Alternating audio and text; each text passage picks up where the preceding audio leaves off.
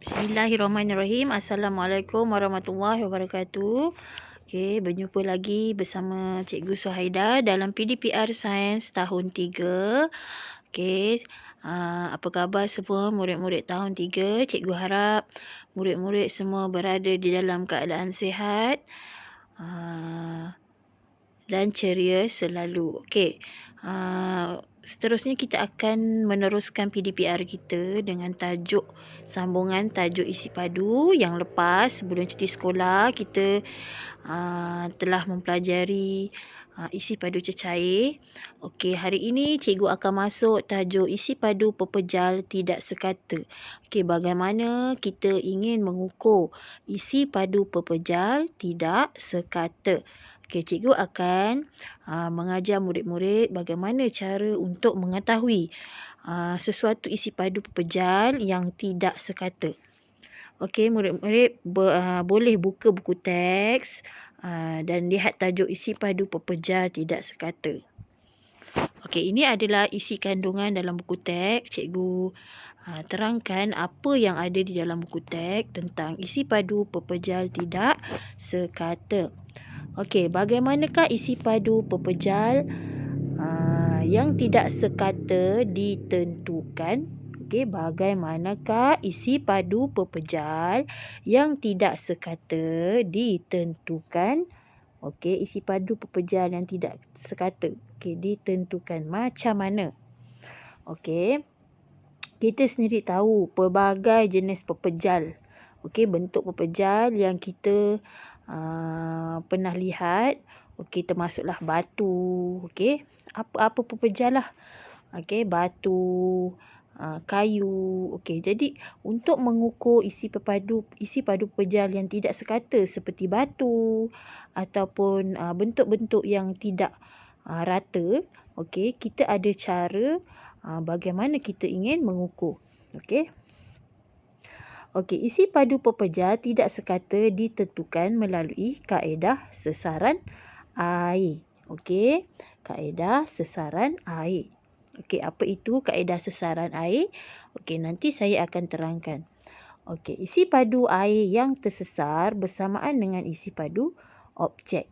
Okey, isi padu air yang tersesar bersamaan dengan isi padu objek.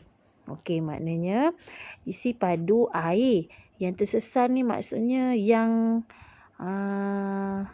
terhasil. Okey, yang melebihi. Okey, yang terlebih. Air yang tersesar ni adalah air yang lebih apabila kita memasukkan objek itu ke dalam air. Okey, itu adalah air yang tersesar. Okey, contohnya, okey, ini adalah batu. Okey, batu ini adalah objek yang tidak sekata ataupun pepejal yang tidak sekata. Okey, bagaimana kita ingin mengukur isi padu batu yang bentuknya tidak sekata? Okey, jadi dengan cara menggunakan kaedah sesaran air. Okey, macam mana kita nak menggunakan kaedah sesaran air? Okey, batu ni kita ikat dengan tali ataupun benang. Kemudian, okey, kita lihat cecair air yang ada di dalam bikar ni. Okey, air dia dalam paras air paras air seginilah. Okey, jadi sebelum batu dimasukkan, paras airnya beginilah. Okey, setelah batu dimasukkan, air ini akan meningkat. Okey, paras air yang meningkat ini kita panggil dia adalah air yang tersesar. Okey, air yang tersesar. Air yang tersesar ini adalah isi padu yang kita akan perolehi. Okey, isi padu air yang tersesar ini adalah isi padu batu tersebut. Okey, jadi macam mana kita nak tahu isi padu batu tersebut? Air yang tersesar sama dengan isi padu objek. Okey, maknanya air yang tersesar ini, okey, yang di atas ini adalah bersamaan dengan isi padu objek. Okey, yang ini saya cakap ni. Isi padu air yang tersesar bersamaan dengan isi padu objek. Maknanya air yang tersesar yang naik ini adalah sama dengan isi padu objek. Okey, nanti saya akan terangkan. Okey, ini adalah kita panggil dia kaedah sesaran air. Okey, ini cara-cara kita ingin mengukur isi padu pepejar yang tidak sekata dengan kaedah sesaran air. Jadi, kita tidak boleh mengukur dengan cara yang lain. Okey, cara macam mana kita nak mengukur isi padu batu tu, kita gunakan cara sesaran air. Okey, kita tengok. Okey, ini adalah kaedah sesaran air yang kita gunakan. Macam mana kita nak mengukur isi padu batu. Okey, isi padu batu ni macam mana kita nak mengukur? Kita menggunakan kaedah sesaran air. Okey, ada dua kaedah yang saya akan terangkan. Okey, kaedah pertama, ini adalah kaedah pertama. Okey, saya akan terangkan satu persatu. Okey, sebelum batu dimasukkan, kita nak mengukur isi padu batu ini. Okey, sebelum kita ingin mengukur isi padu batu ini, kita memerlukan silinder penyukat. Okey, ini kita panggil dia silinder penyukat.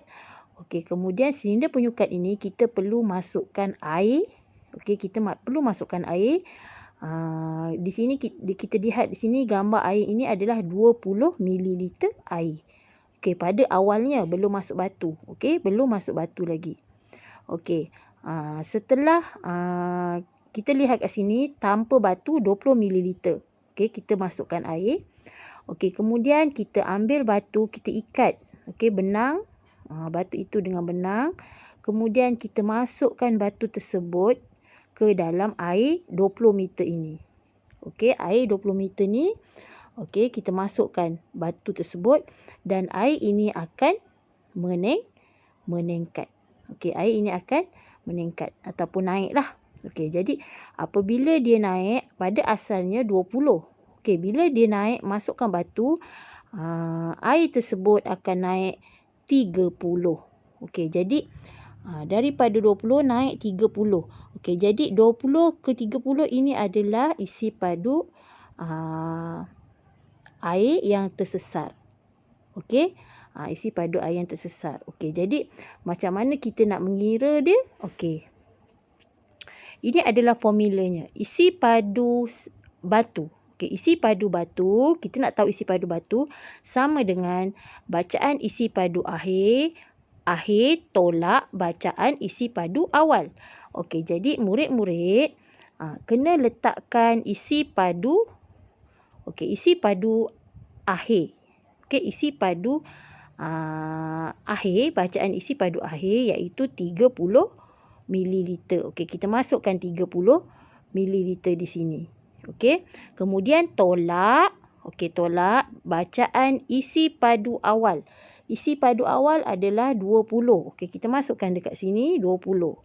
Okey, jadi 30 ml tolak 20 ml bersamaan dengan 10 ml. Okey, ini adalah jawapan dia. Okey, ini adalah isi padu batu. Okey, ini adalah isi padu batu. Kita akan dapat jawapan isi padu batu ni apabila kita kita tolakkan isi padu akhir air dengan isi padu awal air. Okey, bila kita tolak, kita akan dapat jumlah isi padu batu. Okey, ini adalah kaedah sesaran air. Okey. Okey, kita lihat lagi satu contoh. Okey, saya letak contoh di sini. Okey, ada sebiji batu. Okey, batunya berbezalah. Yang tadi batunya lain kan. Okey, ini contoh batu lain. Saya letakkan. Okey. Okey, batu ini saya ikat dengan benang. Okey, saya ikat dengan benang. Okey, kemudian saya sediakan silinder penyukat. Ini kita panggil dia silinder penyukat. Okey, saya letakkan air sebanyak 200 ml. Okey, saya letakkan dia 200 ml air.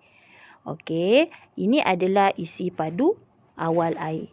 Okey, ini isi padu awal. Okey, isi padu awal. Okey. Okey, jadi batu ni kita belum masukkan lagi. Okey, isi padu awal dia adalah 200 ml. Okey. Okey, kemudian kita tengok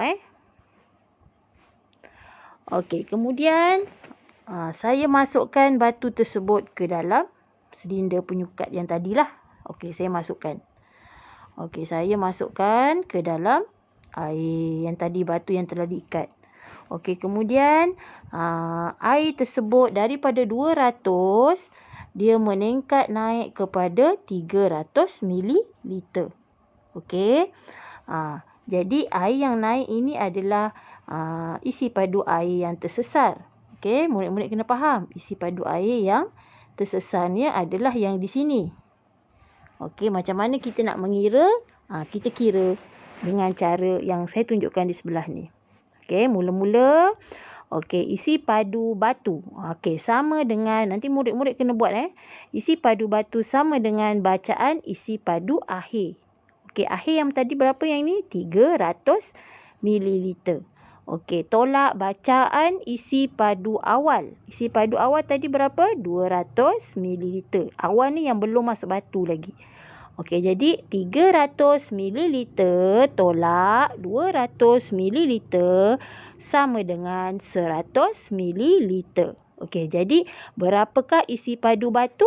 Okey, isi padu batu ialah 100 mililiter. Okey, jadi isi padu batu ialah 100 mililiter.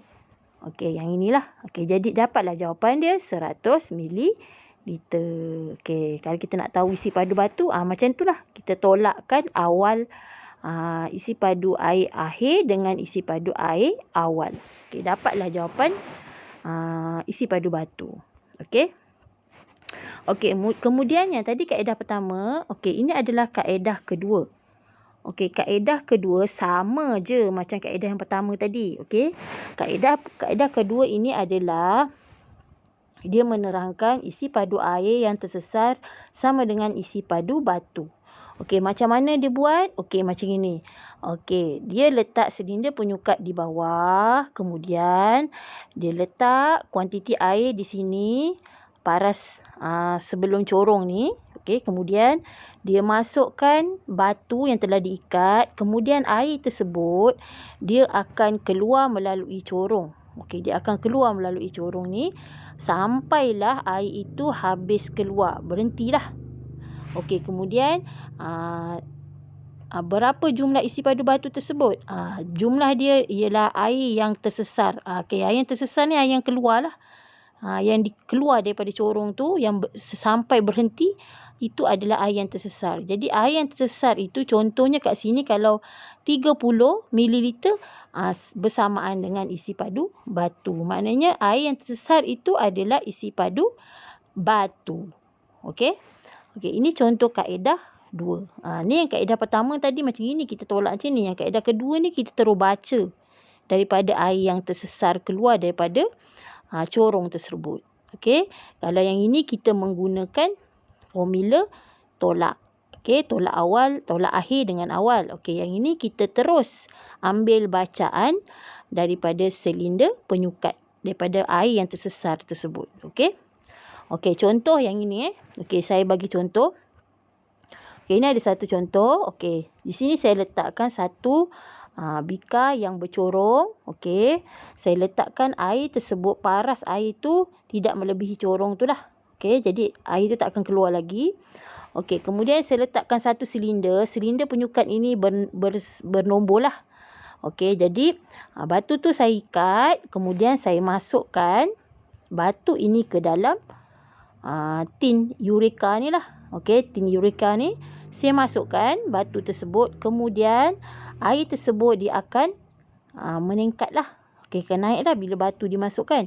Okey, jadi kita tengok macam mana cara dia. Okey, bila saya masukkan air batu ni, air ini akan keluar melalui corong ni. Okey, dia akan keluar dan sehingga air tersebut berhentilah. Habislah daripada corong tu, paras-paras yang tadi, yang awal.